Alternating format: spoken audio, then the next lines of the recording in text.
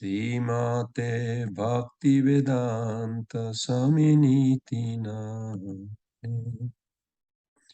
Namaste Saraswate Deve Gauravani Pracharine Nirvishesha Sunnavadi Paschata Deshatarine. Jai Shri Krishna Chaitanya Prabhu Nityananda Shri Advaita Gadadhara Sivasani Gaura Bhakta Vrinda. Hare Krishna Krishna Krishna Hare Hare Hare Rama Rama Rama Hare Hare. Hare Krishna Krishna Krishna Hare Hare. Hare Rama Rama Rama Hare Hare. Jaya Prabhupada Jaya Prabhupada Prabhupada Jaya Prabhupada Jaya Guru Prabhupada Jaya Prabhupada Prabhupada Jaya Prabhupada Jaya Guru Deva Jaya Guru Deva Jaya Guru Deva Jaya Guru Deva Gurudev, Gurudev, Gurudev, Jaya Jaya Gurudev. Nitai Gaur Haribo, Haribo, Haribo, Nitai Gaur Haribo. Hare Krishna, Prahladananda Prabhu.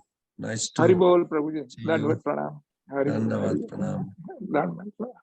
Hi, Mother Vishnu Priya Devi joined also, very nice. Mother Ishopanishad, welcome. And Mother Rohini, Maya, Mother Aruni, very nice. Anybody would like to sing? Mother Aruni, would you like to sing Jai Radha Madhava for a few minutes? Let me see if I know.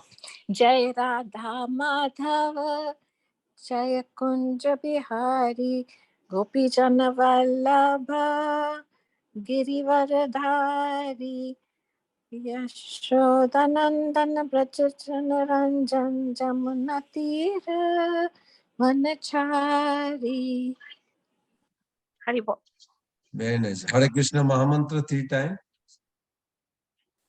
Hare Krishna, Krishna Krishna, Hare Hare, Hare Rama, Rama Rama, Hare Hare, Hare Krishna, Krishna Krishna, Hare Hare, Hare Rama, Rama Rama, Hare Hare. Hare Krishna, Krishna Krishna, Hare Hare, Hare Rama, Rama Rama, Hare Hare. Thank you. Thank you. Hare Krishna, Mother Bhashwati, nice to see you. And Krishna. Mother Dandakesh, Shama Prabhu. So we left last week 7th chapter. We did 16, I believe. Yes, we did 16. And we talked about how 4 types of people approaches God, but they are not advanced devotee yet until they associate with the advanced devotee. So the point very clear Prabhupada made that those who are coming to Krishna doesn't mean they become devotee. They are potential. yes, in their constitutional position, they are servant. But to become devotee, they have to associate with advanced devotee. So without devotee association, not possible to become devotee. So we are going to start from today 17. Who would like to read?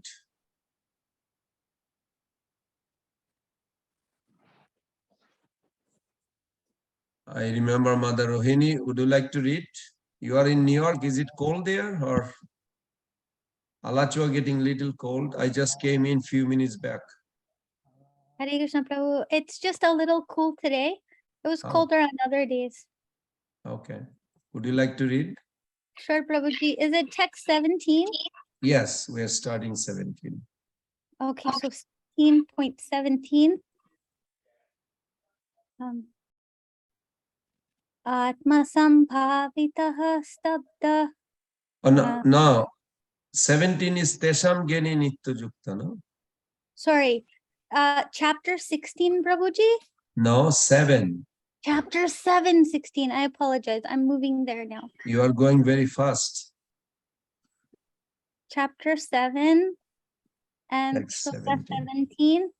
I'm sorry, everyone. Tesham Gyani Nitya Yukta, Prabhuji?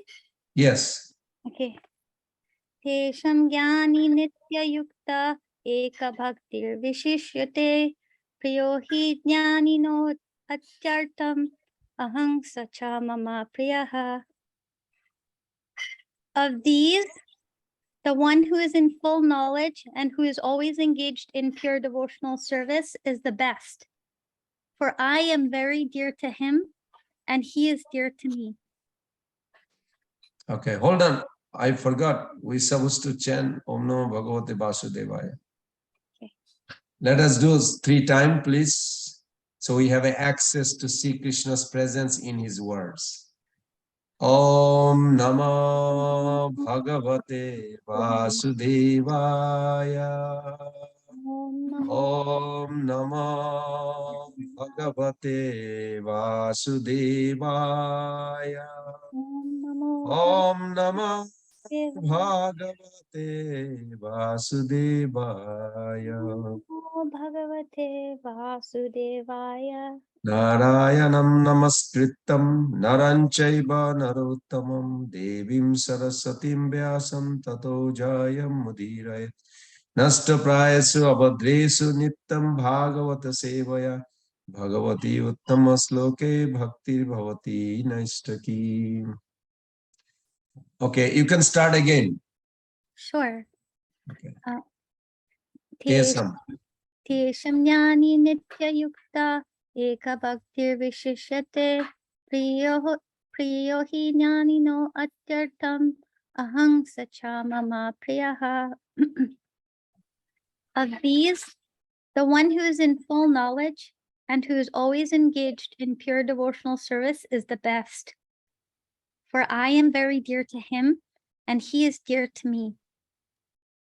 Free from all contaminations of material desires, the distressed, the inquisitive, the penniless, and the seeker after supreme knowledge can all become pure devotees. But out of them, he who is in knowledge of the absolute truth and free from all material desires becomes a really pure devotee of the Lord. And of the 4 orders, the devotee who is in full knowledge and is at the same time engaged in devotional service is, the Lord says, the best. Oh, hold on, mother. This is a very interesting, isn't it? All 4 category can become pure devotee, but Krishna says out of the 4, who has full knowledge, who Krishna is, what is this material world, who we are, or who am I, and our relationship. So, and do bhakti. Bhakti means chanting and serving in ISKCON is the best. So there is a little gradation, or you can say categorization. Okay, go ahead. This is very interesting, isn't it? By searching after knowledge, one realizes that his self is different from his material body. And when further advanced, he comes to knowledge of impersonal Brahman and Paramatma. When one is fully purified, he realizes that his constitutional position is to be the eternal servant of God. So, by association with pure devotees, the inquisitive, the distressed, the seeker after material amelioration, and the man in knowledge all become themselves pure. But in the preparatory stage, the man who is in full knowledge of the Supreme Lord and is at the same time executing devotional service is very dear to the Lord. He who is situated in pure knowledge of the transcendence of the Supreme Personality of Godhead is so protected in devotional service that material contamination cannot touch him. Hare Krishna. You know, someone can, while I was hearing, somebody could put a question. Because he just read, he who is situated in pure knowledge of transcendence of Supreme Personality of Godhead. So should we just talk about Krishna's pastimes with the Brajavasis, Gopis, or we should talk also about the creation, his creation, how the mind works, how the three modes works, or forget it, just focus on Krishna? Anybody would like to say? Or you can say, Mother Rohini.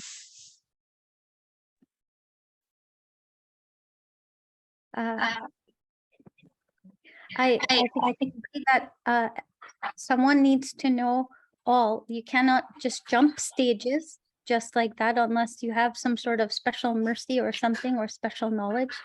That it's important to know how to progress. Otherwise, the higher you go, the harder you fall. I feel, but that's just practical experience.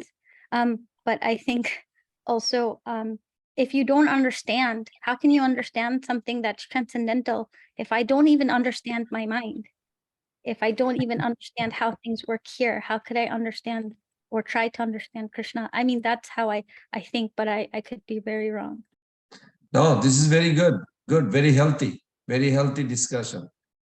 Because you'll see in India, I don't know if you go to holy places and talk to any stranger, they will invite you, or there will be Rashodans sometime, hidingly in a house.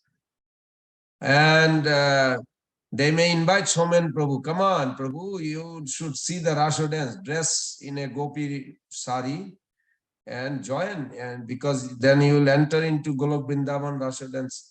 They are not interested to hear about creation, how the modes works. So it's very funny how our Guru Parampara, including Prabhupada, actually condemned that. So I can put it this way. I want to go to Vrindavan, catching the airplane from Orlando to Delhi and go to Vrindavan is important. But to reach the airport, is it important from Alachua? Or just interested only when the flight will go? That's all it matters. But it is matter also how I'm going to reach to the airport. So how we will transcend these three modes? If we are not familiar what are those three modes, we can never transcend. So what happened? They have a gopi dance and two gopi meets and they have a new baby born. Third gopi appear. I don't know if you can understand my humors. Because this happens. Means they dance like a one-man dance and dances with other wives. In the Raslila, they pretend like it happens, still happening.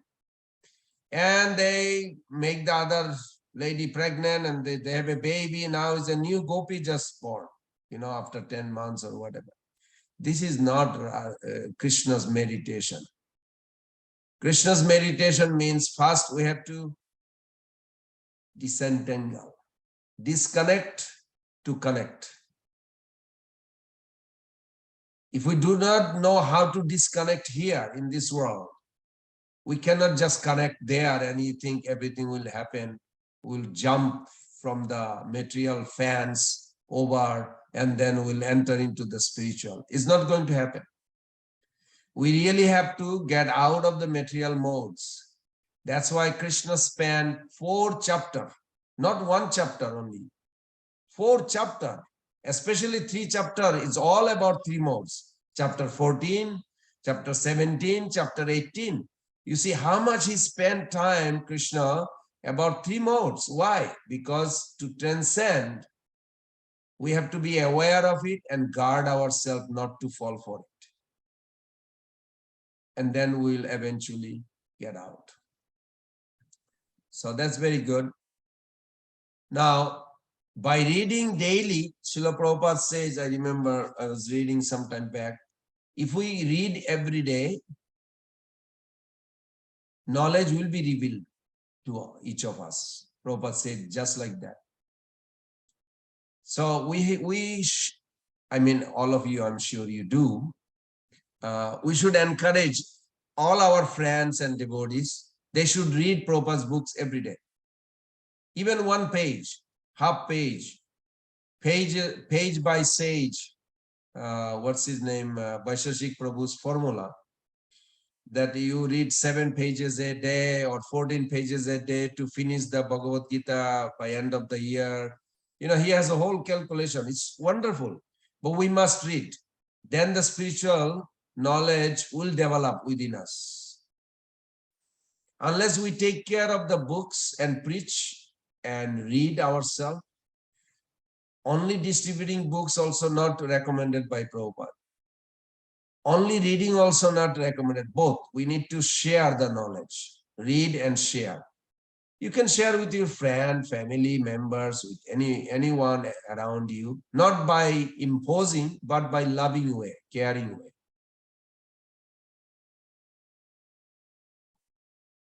There is a famous verse I always quote. I'm sure you all are familiar. 10.24.6. Krishna says, Gyatta gyatta cha karmani janaya manutistati vidusha karma siddhi shet jata na avidusha bhavet. So what I understood from there, that all these people, including devotees, they do serve Krishna. Maybe they don't know why they serve, and some of them, they know why they serve. In other words, some of them has a knowledge, some of them don't have a knowledge. So question comes, if anybody has access of that verse, you can read the translation. I would like to hear. That Gyatta Gyatta cha karmani, 10.24.6, Krishna says that you are doing the activities, but if you know why you're doing it, you'll get result complete. And if you don't know why you're doing it, you will not get result completely. That scared me. So that means we have to be aware why we do things we do in Krishna consciousness. Anybody has access? You can read translation. Then also for 3rd chapter, 30 verse. This is one verse. Prabhupada literally said the purpose of entire Bhagavad-Gita in that verse. Bhagavad-Gita 3.30. And that verse says that, what is that? Mai sarvani karmani sannasa dhatma chetasa. Mother Bhaswati, what's the translation? Nirasi nirmama bhutta juddasya vigata jara. Prabhuji, can you please tell which verse? Bhagavad Gita or? Yes, Bhagavad Gita 3.30 and 10.24.6 is in Bhagavatam. It's very funny because yesterday I was in another town, New Orleans, Baton Rouge. We are talking about how important is knowledgeable devotional service instead of just doing the service. So who has which one access? Srimad Bhagavatam 10.24.6. Should I Okay. read the translation? Yes. When people in this world perform activities, sometimes they understand what they are doing and sometimes they don't. Those who know that they are doing achieve success in their work, whereas ignorant people do not. What did you take away from this? What is your understanding, Mother? You are scientist. So whenever we are doing any activities, we need to understand why we are doing it. And just we have to do it, that's why we are doing it, will not get that result. I mean the result of from where we can advance in bhakti or perform proper bhakti.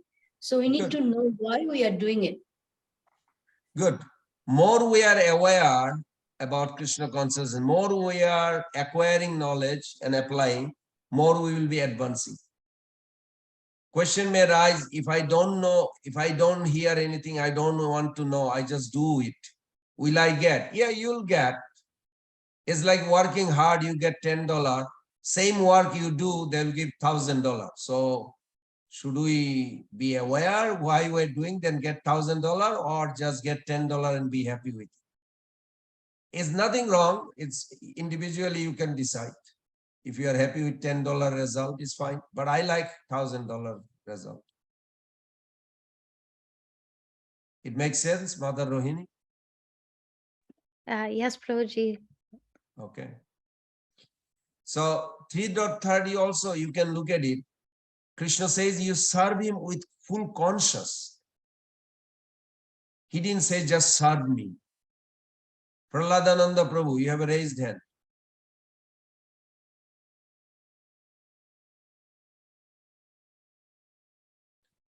Prahladananda Prabhu. Prabhuji, sorry, Yeah. I just got. Okay, I see in 13.26, Sri Prabhupada also mentioned that those Yes. who, that's what my query was, that those who do not, understand in truth or Siddhant, and then just by seeing others, they worship Lord Krishna, they appear, taranti, beyond birth and death. So does it Yes. contrast there or it doesn't? See, Prabhu, relationship, liberation is one thing. Okay. Relationship with Krishna is another thing. Okay, that's what it is. All right, got it. Yeah. Right. Thank you. I'm glad you Hari- brought that point. Right. Okay, who had the 3.30?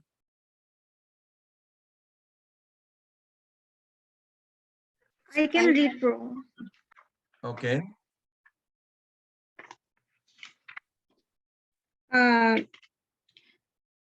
Do I have to all the explanation or just the meaning of the shloka? Translation. Okay. Therefore, O Arjuna, surrounding all your works unto me with all full knowledge of me, without desires for profit, with no claims to proprietorship, and free from lethargy, fight. Very good. So this is the bottom line, because if you look at the purport, Mother, you'll see the first line Prabhupada said, this is the purpose of Bhagavad-Gita, this sloka. This one sloka, Prabhupada writes, the purpose of Bhagavad-Gita. That means we have to be full knowledge, why we are becoming devotee, who Krishna is, what is the surrender. More we understand is better for us. Okay. That's good. There is another verse also I noted here, 3.27.22. You can just read it later, where it says that, or maybe if you have access, you can read. 3.Bhagavatam 3.27.22. Actually, no, I would like somebody to read it. Who is here? Let's see. Who has Bhagavatam access? Okay, go ahead, Mother Rohini. Is it Gyanena Drishta Tattena Vairagyana Valishi? Okay.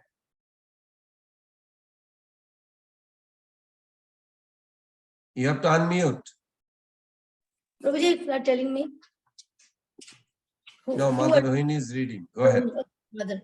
This devotional service has to be performed strongly in perfect knowledge and with transcendental vision. One must be strongly renounced and must engage in austerity and perform mystic yoga in order to be firmly fixed in self-absorption. Very good.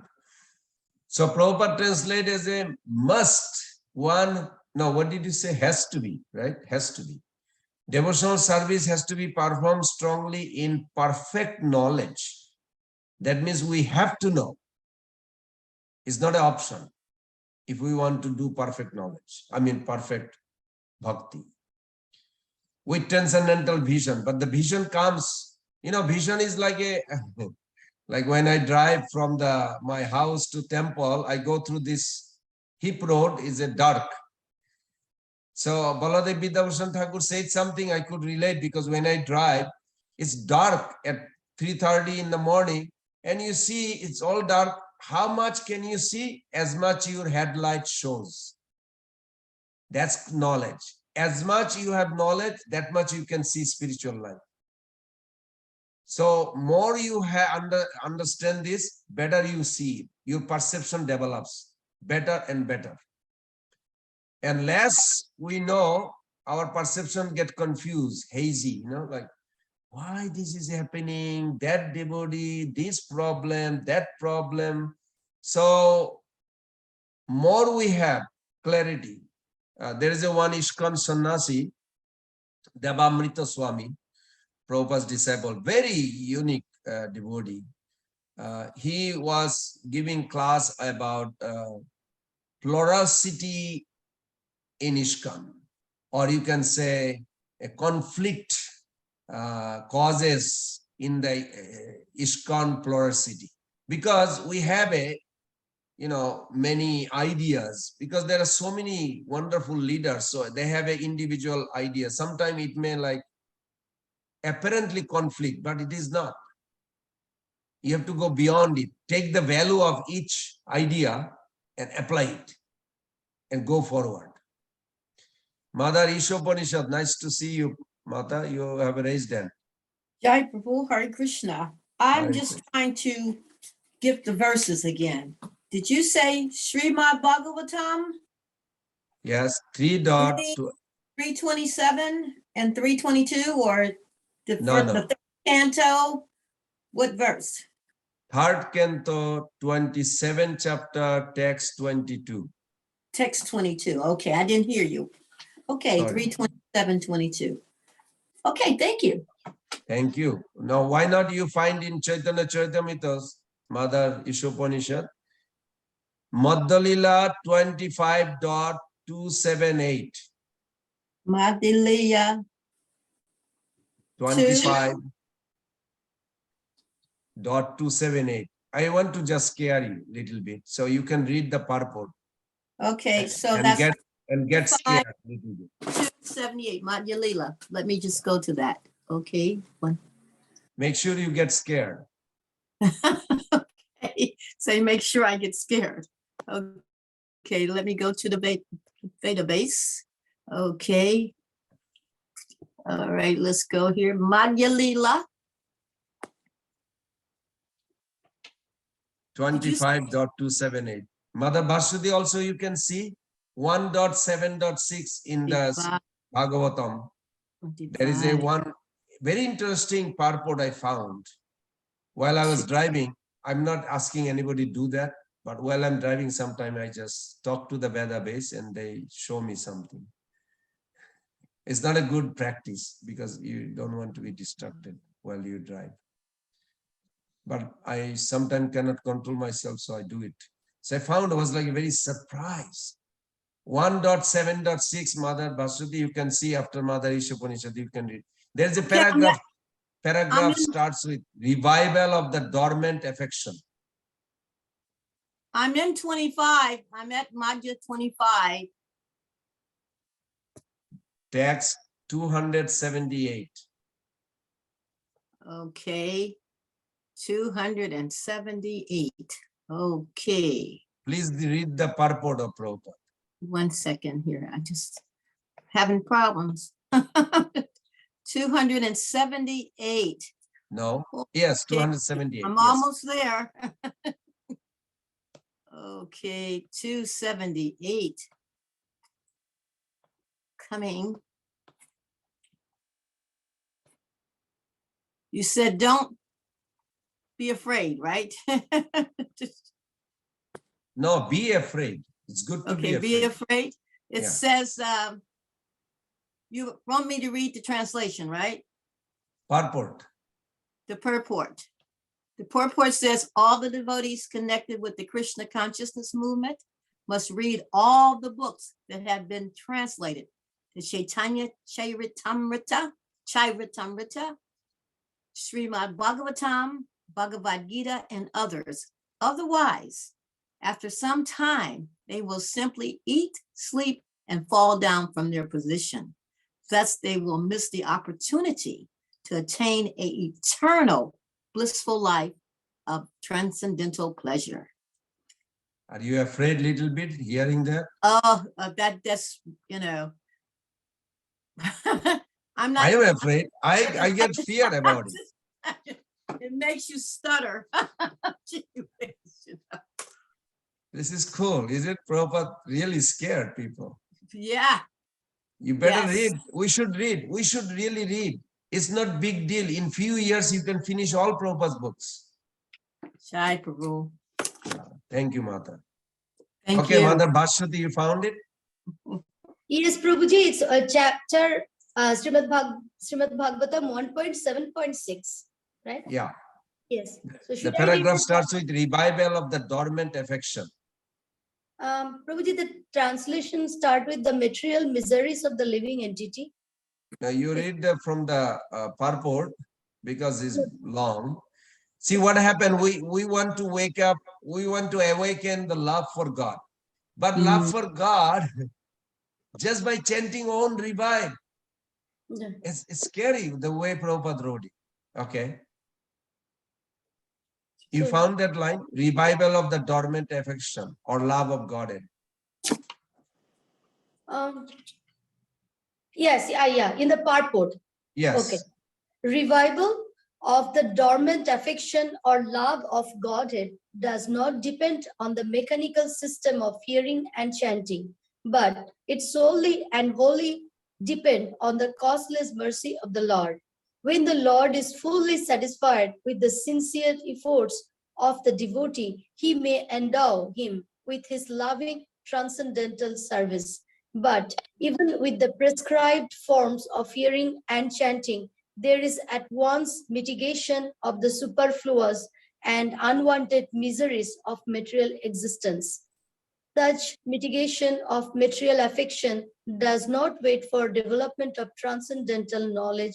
Rather, knowledge is dependent on devotional service for the ultimate realization of the supreme truth. Very good. So this what I understood. We must do our sadhana. But the purpose of the sadhana is not that, well, I'm chanting 60 now for whole life. I must get Krishna Prem and go back home. No.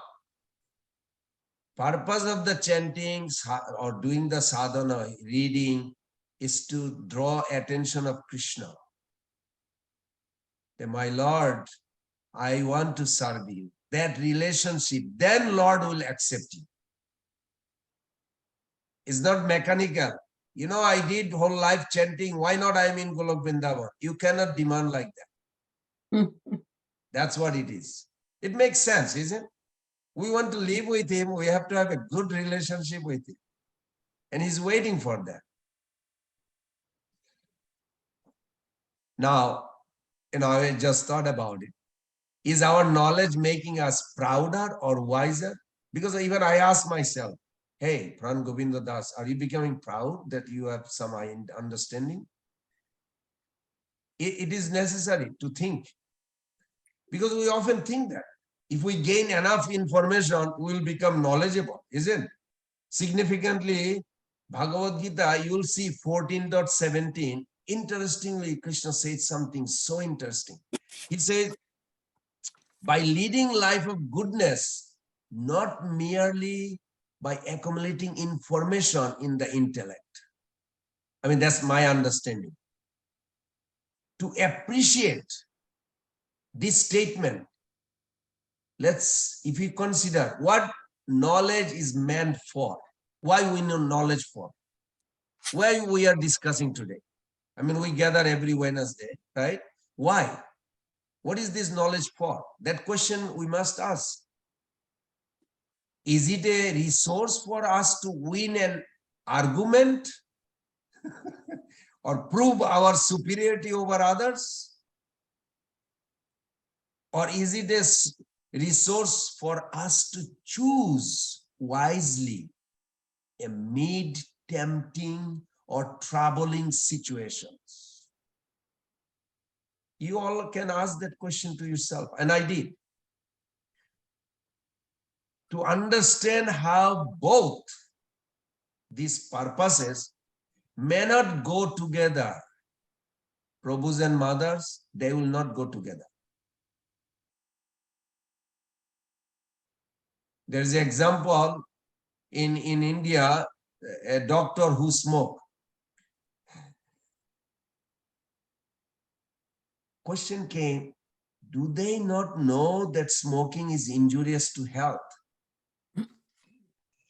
They do, yet they don't. While they know it intellectually, I hope I'm trying to present what I was thinking. Yes, because I personally interviewed some people who were smoking. They know it intellectually, often know it better than most ordinary people. The information in their intellect is superseded by their uncontrollable cravings and unhealthy habits. This is my experience.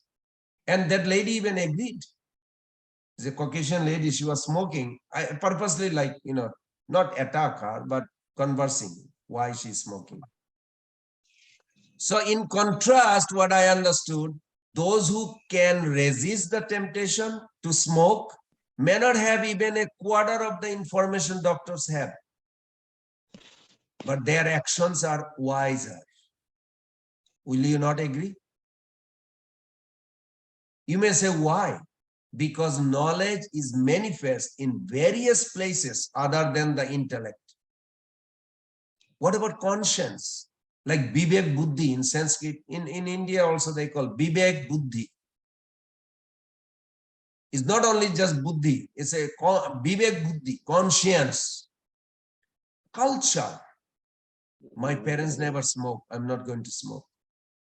Actually, it's true in my case. It's not like I never, because my parents never smoked.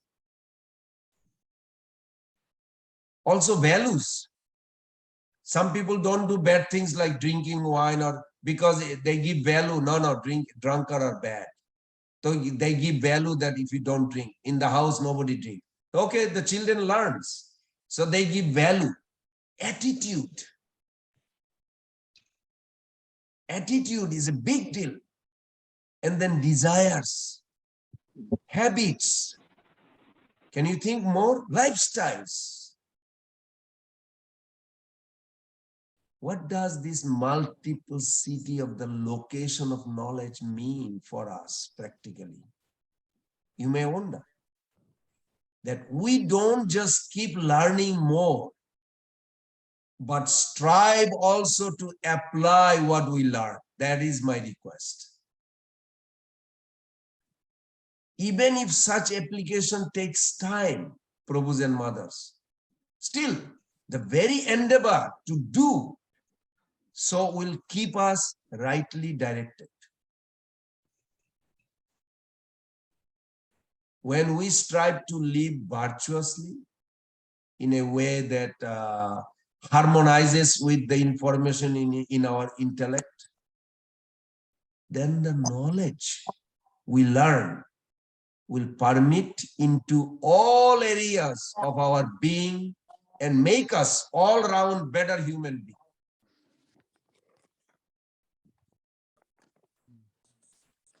So my point is, knowledge accumulated as information in the intellect make us, would somebody like to fill up that ... gap? Proud. Yes, very good, Prahladananda Prabhu. Prouder, yes. Knowledge accumulated as information in the intellect make us prouder. Knowledge applied through our choices, assimilated in our entire being, makes us wiser. Good devotee.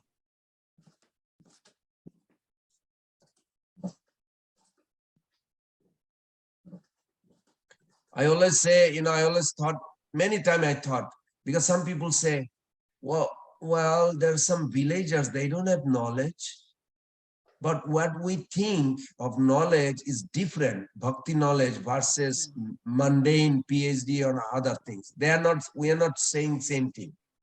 What I meant, I don't know any one of you ever experienced, when you say somebody, Haribol, you need to study Bhagavad-Gita, we need to learn those verses, we need to be aware of the knowledge. They may say, I'm not interested.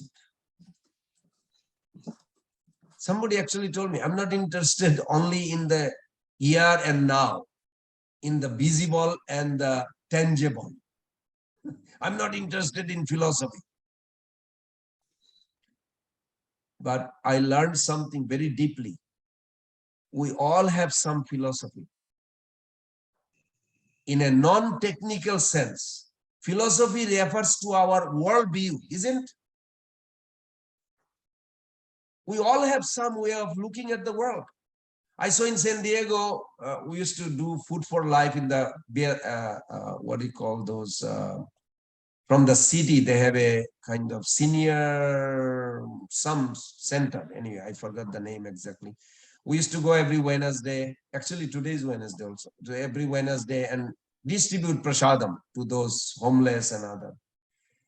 And one guy, he was giving me a lecture about how to lead a nice life. And I'm looking at him, how come he's homeless and he's giving me whole idea about life? I thought about it. I didn't look down at him, but I learned from him. Wow, this is interesting, because he has his own worldview, what he thinks the world should be, or what world is. For most of us, that way is probably the contemporary culture's default philosophy, I would say. We say materialism, which holds that matter is all that exists to them. But in Bhagavad Gita, you will find in a few chapters, we'll read few verses, that materialists believe that sensual gratification is life's ultimate purpose, especially in chapter 6, what the demoniac mentality thinks. As long as they have a sex, money, TV, whatever it is, big building, that's all, everything. They don't need anything else. There are some people, literally they think. Dismissing philosophy for dealing with invisible, abstract, remote concept, you can say. Materialists claim to enjoy only tangible, visible things. Sometimes as a devotee, we fall for it. Hopefully not too long. We come back to devotional path. Even for enjoying the visible, they rely on the invisible, isn't it? If you really deeply think, for enjoying sensual pleasure, they use technology.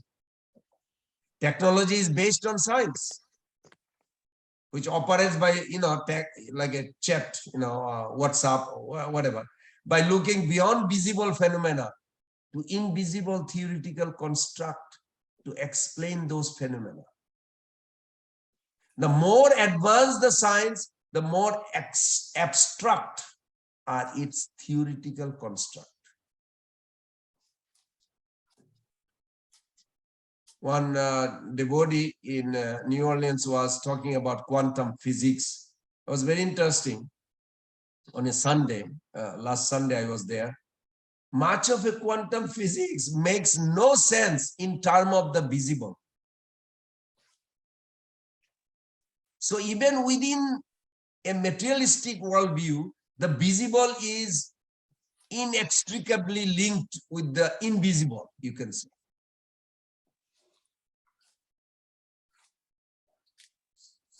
So when we, uncritically default to such an internally inconsistent form of materialism, we end up with an unthought philosophy.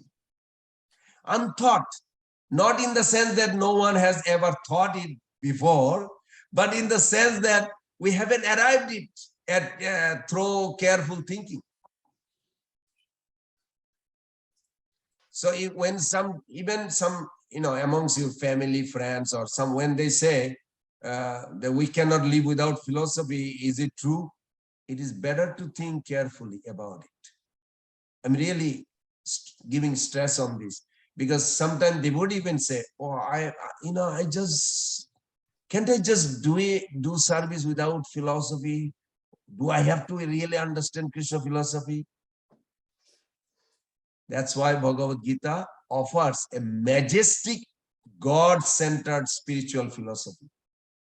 And that explains both the visible and the invisible world. We talk about Golok Vrindavan, Krishna. This is another level of reality, isn't it? But we are in the three modes reality in America. So Bhagavad-Gita explained the visible and invisible world, as well as their interrelation.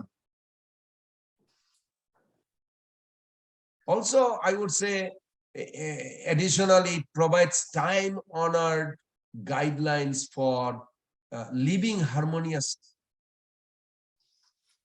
in the visible world and progressing towards the invisible world.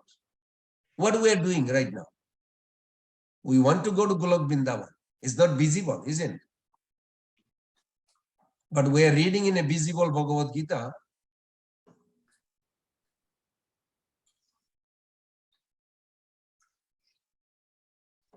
So when we say that it's time-honored guidelines for living harmoniously here in this visible world, material world, and progressing towards spiritual world, invisible world,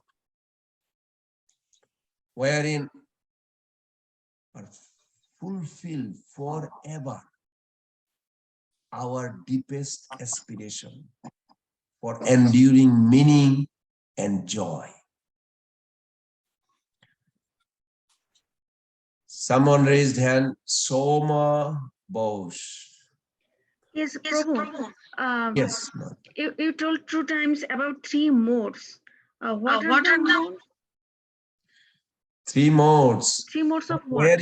Were you here? Few weeks back we talked about 7.14. Daivi Hesha No, Gunamaya. Prabhu. No, Prabhu. I wasn't. Okay. But don't worry. 7.14, I can read that Yeah. later. Also 7 chapter 14, chapter 17, chapter 18 is filled with 3 modes discussion. So you're not missing, don't worry. Could you please concisely, could you please tell the 3 modes? What are those modes? Those are about, just in few words.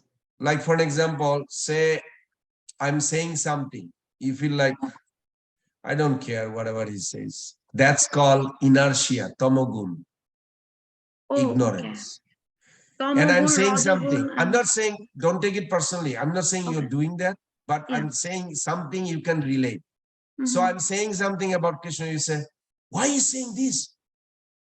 I know something else. You're like immediately reacting. Even though it's Krishna consciousness topic, but Rajagun is influencing with it. Competitive. I know better. We have this. It's like very difficult. So once you know this, you don't want to fall for it. No, I don't want to go Tamagun. I don't want to go Rajagun.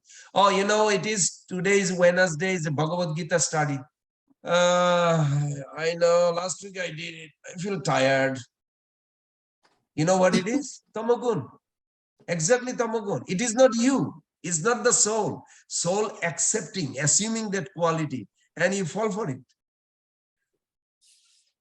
And if you say, oh, today is Wednesday, wonderful, I want to learn about Krishna.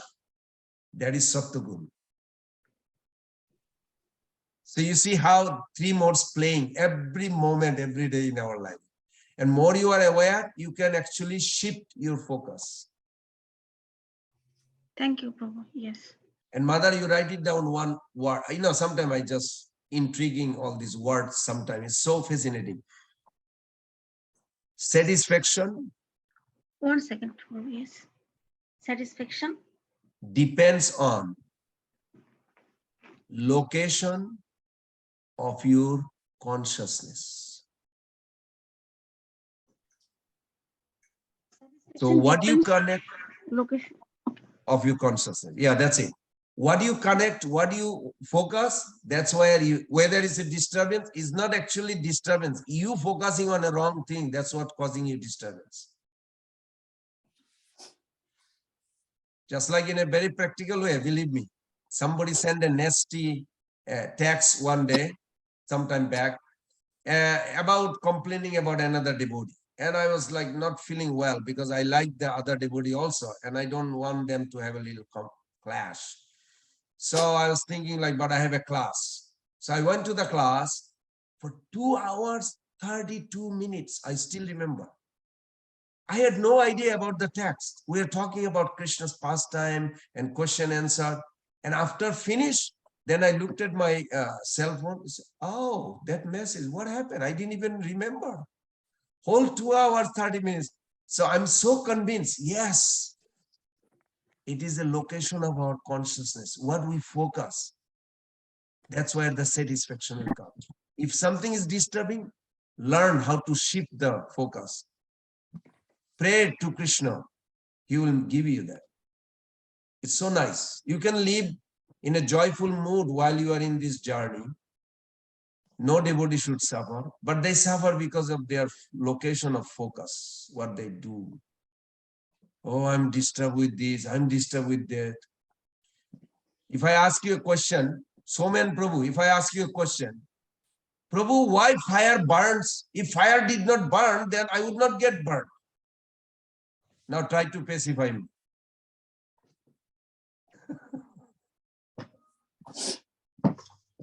It's the quality of the fire. Why are you even asking this question? It's not a legitimate question. Yeah, this is the property of fire. Correct, correct. So we have to understand this material world, there will be always problem, but we don't have to focus on it. Yes. That's my point. Fire will burn. Why touching it? Yes. It's not the fault of the fire. Yes, Prabhu. Very good, very good. So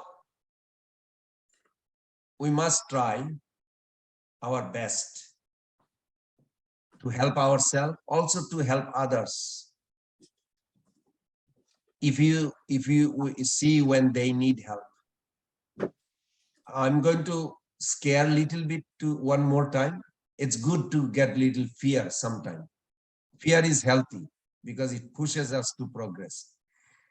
I was reading Jiva Goswami Pad's book because he's one of our greatest acharya. Prabhupada says nobody in future will become as erudite like him. Prabhupada really said heavily. So he has written a very interesting point. I'm going to summarize what I remember.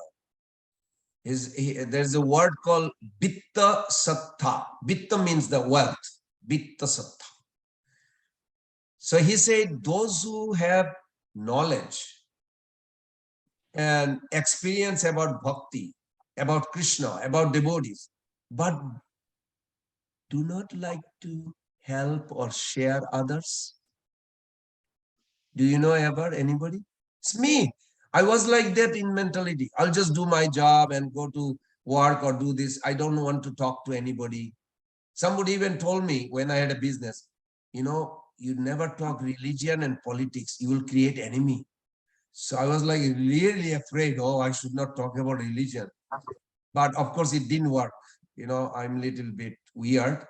I started talking about people. one lady bought a very expensive diamond one time. I gave her a whole Bhagavatam set. I went to her house. I set it up in her tape on the shelf. Till today, that lady appreciates. Whether she reads or not, but at least she has access to read. And I appreciated that she bought that set. I didn't give her free. She paid for it. Why? Because reciprocation. When somebody reciprocate by buying or giving donation for that big Bhagavatam set, they will think about it, maybe open it, look at it. So it is necessary, we must share also. This is my request. With your friend, with your family, children, whoever you have, do little share. Why I'm telling you? Because Jiva Goswami Pad scared me. He says, if you have a Vitta Satta, Vitta means, Sanskrit means wealth. Then he goes saying that if you have a knowledge of Krishna consciousness, you have a bhakti, and you don't like to help others or share with others, then he says, they commit Jnana Satta. And the translation of what I remember,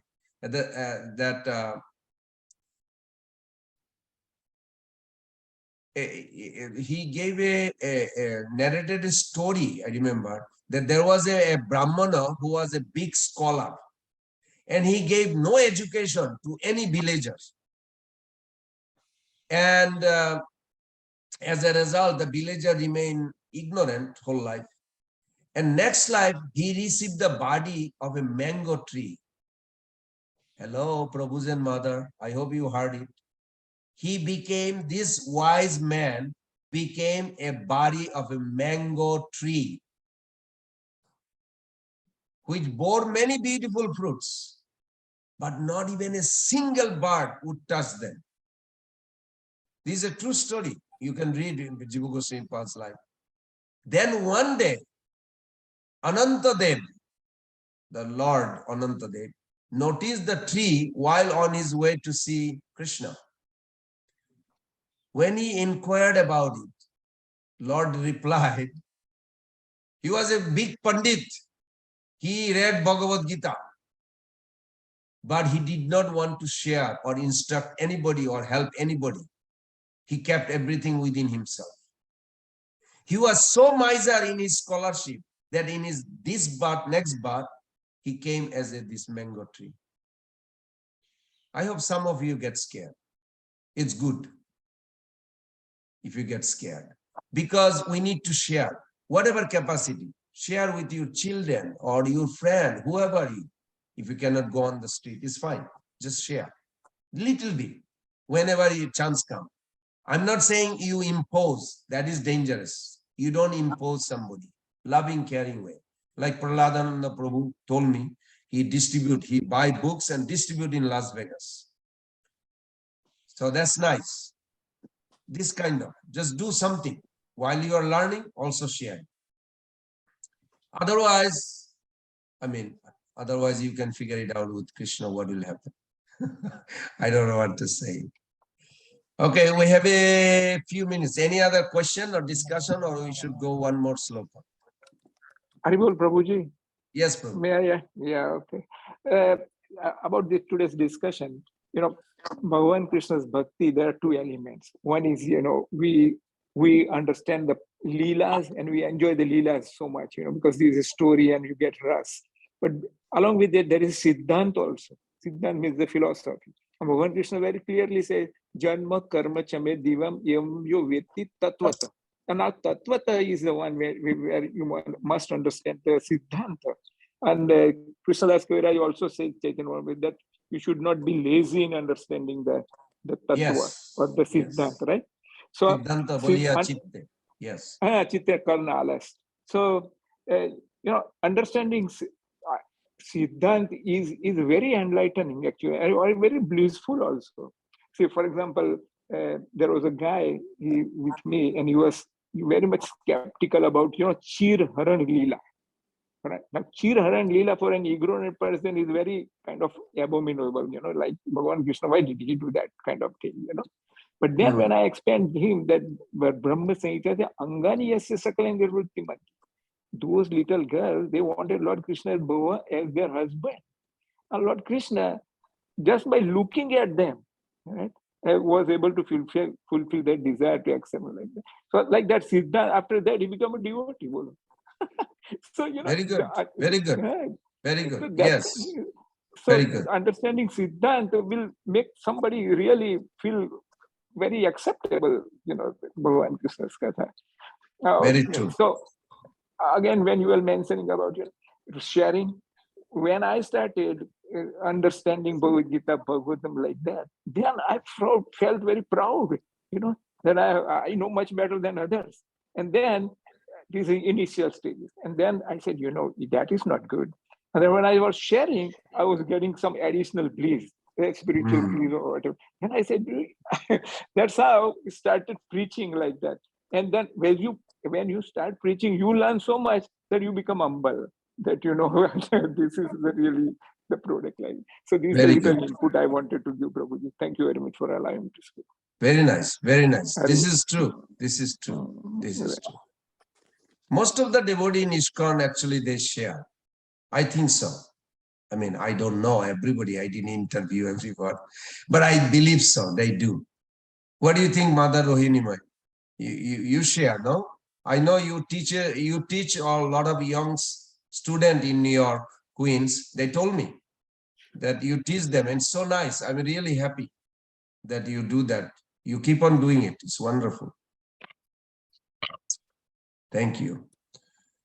Hare Okay. Krishna, Prabhu. Hare Krishna. Oh, Yeah, Mother Gaurangi is here. Okay. Yeah. Two things. One is I wasn't able to catch Prahladananda Prabhu's point about that pastime when he mentioned the pastime of Krishna stealing the gopis thing. What was the point there? May I add, Prabhuji? Yes, Prabhu. Go ahead. Okay. The point is that those younger girls who were doing the Katyayani war, they wanted Lord Krishna as their husband. Right?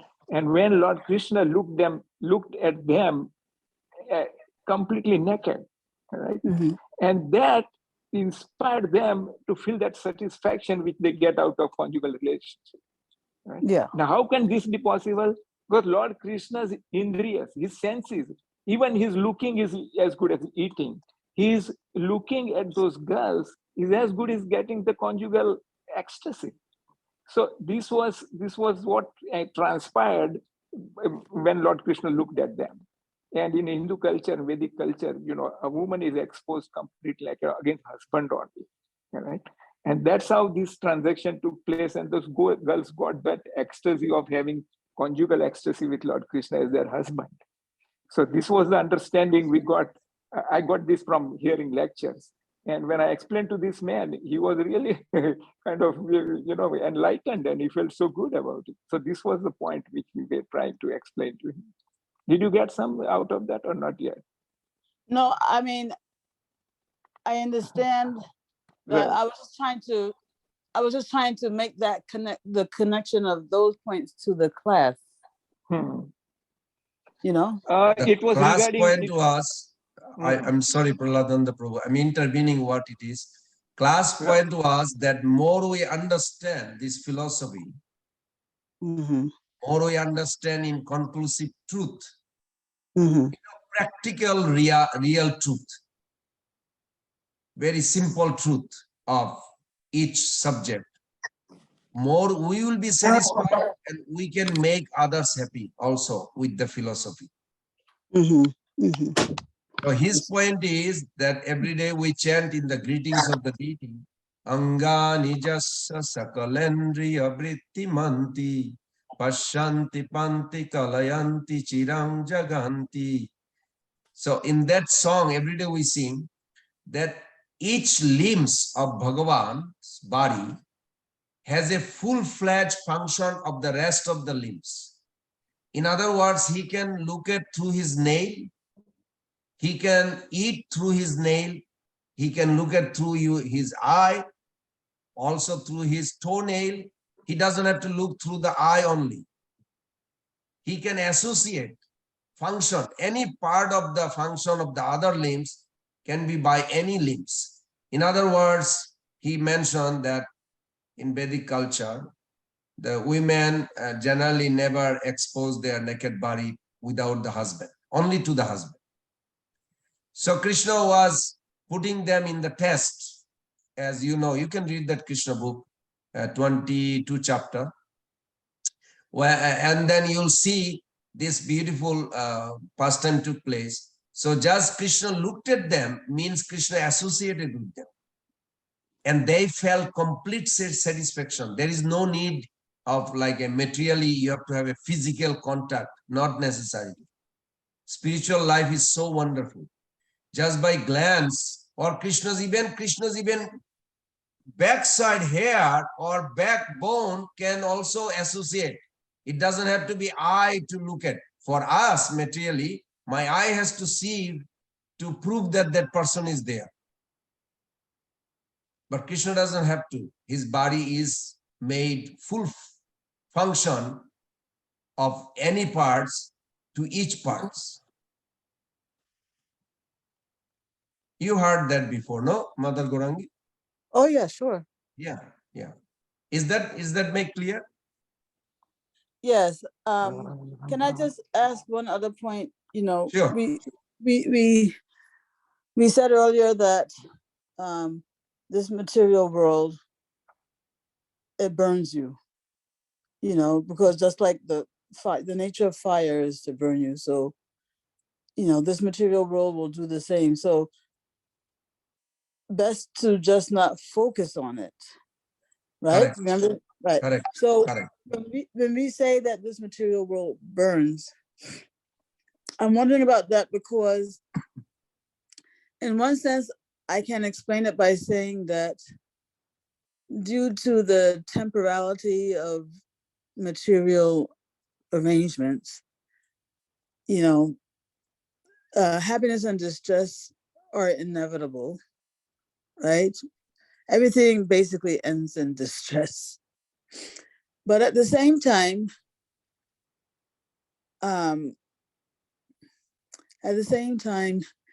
as you were saying earlier, it's a matter of how you perceive things or how you value things.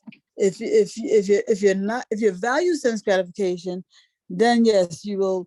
This material world will burn you.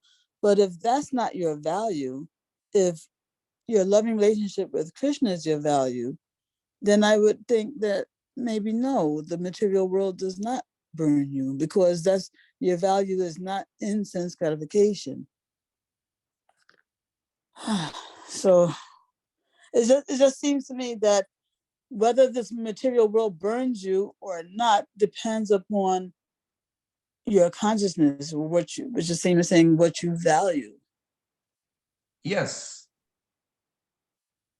You have full right, or you have a full power Krishna gives each soul to guide your consciousness where it will go. Consciousness does not automatically, it doesn't have a default nature like it goes. Mind is the default. Now, if consciousness connect through the mind is like a media, you know. Dirty email came through the computer. Well, it's not the fault of the computer. Computer literary mind, most of the cases, is a window to see things or to perceive things or to judge things. So we blame the mind, but it's not actually mind. It is because if you look at Bhagavad-Gita 6.5, Krishna says, Uddharet atma atmanoyam na atma avashadayat. I remember when we discussed that you don't have a choice to get rid of mind. You are actually driven your material existence in the machine made of mind, subtle body. The soul does not have a connection with the physical world. So you are connecting through the subtle route or mind. So only way you can get out, you purify the mind. You make the mind friend. In a sense that, in one sense, it's like you have to be more faster, quicker, or very clever how to discipline the mind. You don't want to have mind dictates your life. And I like that idea Prabhupada gives, like, you always have a choice. Should I do this or do this? So that conscious choice. Now, if I don't have a knowledge where this will take me or this will take me, then I will do mistake. And you may say, why Krishna allows this? Why? You need to learn. Krishna is not going to make a choice for you. If you look at 18.63, Krishna did not say, okay, Arjuna, do this. He didn't say that. If you have a 18.63, look at it. Itite gyanam akkhatam gyanina goditam maya. I'm giving you all the knowledge and everything. You can scrutinize, analyze, and then jata ichhasi tata kuru. You decide what you want to do. Sometimes I thought, why Krishna does not just tell each of us, okay, you do this, you do that. No, he wants you to come on your own. Otherwise, the experience of that eternal love will not be manifesting. In divine love, each of us has a free choice. We have eternally free choice. But we are in a jail. We don't have a too much choice. We should obey the superintendent and judge decision. And if we are good citizen, good, loyal, criminal or prisoner, whatever, you'll get out.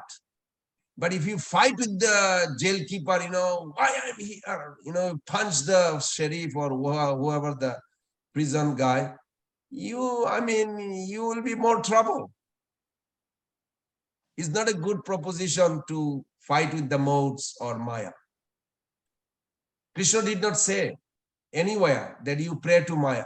Even some devotee was saying, then can we pray to Maya? I said, Krishna never said that. Krishna never said you should pray to Maya Devi to help you. Krishna says surrender to him. Then Maya Devi will go away.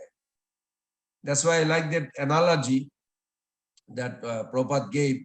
Also Sachinanda Maharaj one time explaining that if you go to a rich man's house and at the gate there is a big bulldog. Didn't say bulldog, it says dog. I'm just putting bulldog because bulldog is big body or something. And the dog is about to attack you. Now, you want to fight with the dog to get in? I don't know. It's not a good proposition. Krishna doesn't say that. Krishna says, take shelter of me. Then the boss comes out from the house. Hey, doggy, this is my friend. Let him come.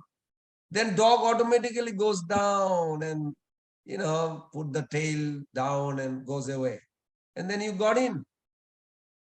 So our connection with Krishna should be awakened always. We should chant his name, awaken. Then Maya will release us. So it's simple, but it is not that simple to surrender easily. But it can be. That's why Krishna gave that proposition that you should surrender. When Krishna says surrender to me, it's not like, oh, is it too hard? No, it is possible. That's why he said it. Krishna will never suggest something that is not possible. But these are good. Would you say that the material world burns for the, let's say, the self-realized soul as much as for the conditioned soul? I mean, if it's a matter of consciousness, right? Would you say that it burns equally for both? No. Okay. If you have a purse in a house gathering, you have some money in your purse, and I'm an intelligent man, or so at least some understanding I have. If I steal the money from your purse, and there's a 2-year-old baby child took some money from your purse, should we both get same equal punishment? No. So you are answering. I should know that I should not even touch that money without asking. But 1 year old, 2 year old, maybe, they don't have that kind of maybe grown up yet, that understanding that you should not take money from another's purse. No, when you said that the material world burns, I mean, it sounded like you were saying that, the material world is a place of suffering, no matter who you are. Correct. Correct. But just now, I mean, it's like you're also saying, no, it's a matter of consciousness. So it seems like it's I can't figure out which way, what this means. Okay. I understand where you're coming with that. No, that's true. That's true. What I'm trying to say, that more we are advancing, more we have to have a discriminating power. As it, like, for an example, Prabhupada gave an example that if an innocent person commits suicide, they become ghost. And devotee commits suicide, they become Brahma Rakshasa. They get tortured more than the ordinary people. Why? Because they supposed to have a higher intelligence, that this body is given to practice sadhana, not to destroy it. But from an outsider, ignorant person did it, they will also suffer, but not as much as. It makes sense very easily. I see that. More we are advancing, we are understanding how to adjust in this world. Material nature will burn. Okay, but temptation came. I don't have to be defeated. Temptation can come. That is not up to me. But temptation dominates on me, yes, it's up to me. Because I'm allowing. I know that it will burn. But then still I'm allowing this. So you think I should not get punished more? Yeah, I should. Karmi people will get burned. That's naturally, fire burns. But their burning experience, pain, will not be as severe as one who knows they should not do it and they do it.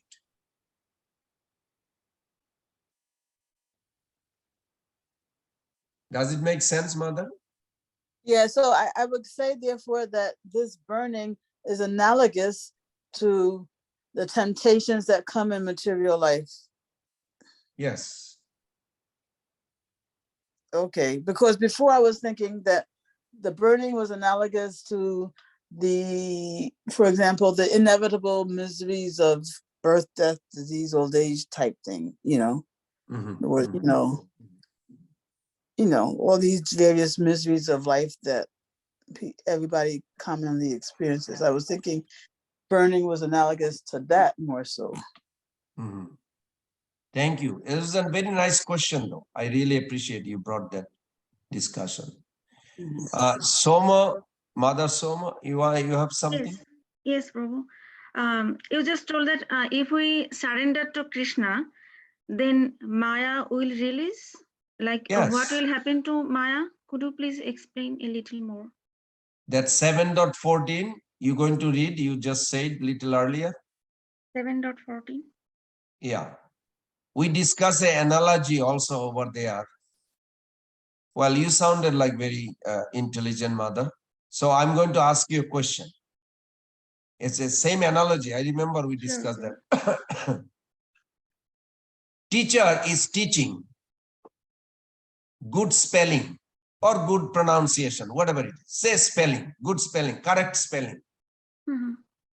Then after some time, teacher giving the exam, MCQ, multiple choice. So he put 1 correct and 3 wrong spelling. Now student did not pay attention what is the correct spelling when he's supposed to learn. He didn't pay attention. He was in his own world. He may be in the classroom, but in his own texting world or whatever. So now he failed. Is it the fault? Now the student is saying, well, if the teacher did not give me all these multiple choice, just tell me the correct one, I would not fail. Would you agree with it? No, it's the student's fault. Very good. Same analogy that Maya will release automatically. You don't have to worry about. But Krishna says, surrender to me. If you look at that, Daivhesha gunamayi mama maya durattaya mameva je prapaddante maya metam tarantite. So it is not the fault of Maya that causing us problem. It is not the teacher fault that giving us multiple choice. It is our inattentiveness of learning. Is it the Maya, the attachment to the material world? What does it Maya specifically? Is it the attachment to everything? Maya. Yes, but it is not her fault. Like if your husband is with you, don't take it personally and don't tell him that I'm not attacking him. Now you went to a family gathering and there is another Mataji there, but he's looking at her and talking to her. He's paying more attention to her than you. Is it the lady's fault or your husband's fault?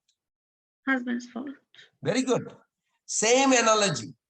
Maya is creating all this attachment, all this alluring. It's not her fault. That's what she does. She's made for that. We have to get trained not to fall for it. We have to discipline while we are practicing. Okay. Thank you, Prabhu. Thank you. And please read that. So next week you can give us some tips. What you found? 7.14? Yes. Okay, Prabhu. Sure. Okay. Prahladananda Prabhu.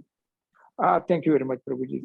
Dhanavad Pranam. All this discussion has brought me to this slok in 10th canto, which says, Tattenu kampam susamikshmano bunjan evatma krutam vipakam.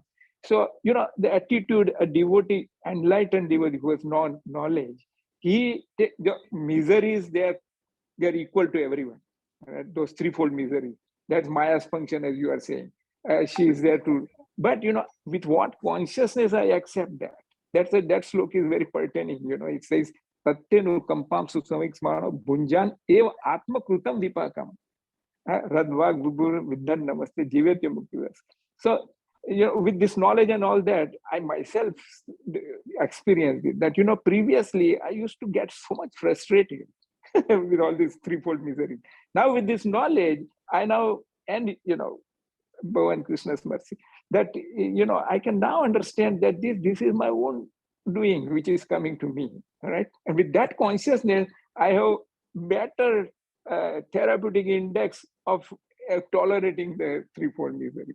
So that partly explains that, the consciousness, how it relates with experiencing the fire of the material world. That's Very what good. I was. Very That's what I good. thought. Yes, yes, Prabhu. Thank you. This is what we need. We have to have a constant watch. If I do this, it will bind me. I do this, it will liberate me. I offer this food to Krishna, it will purify me. I want to eat it without offering, it will bind me. There will be reaction. So constantly, and Prabhus and mothers, I'll end with this, constantly you are busy on this principle, that what will bind you, what will free you, this discriminating power from Bhagavad-Gita we learn. You are advancing. Advancing doesn't mean you don't do anything.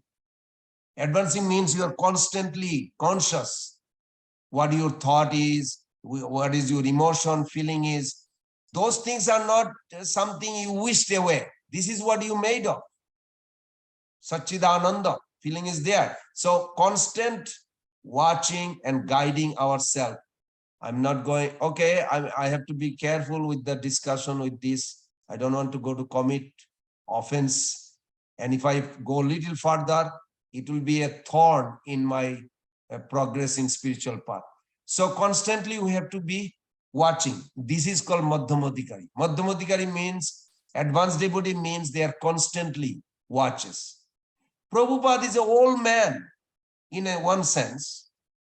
He's telling to Govinda Dasi, I just saw her in New Talaban other day.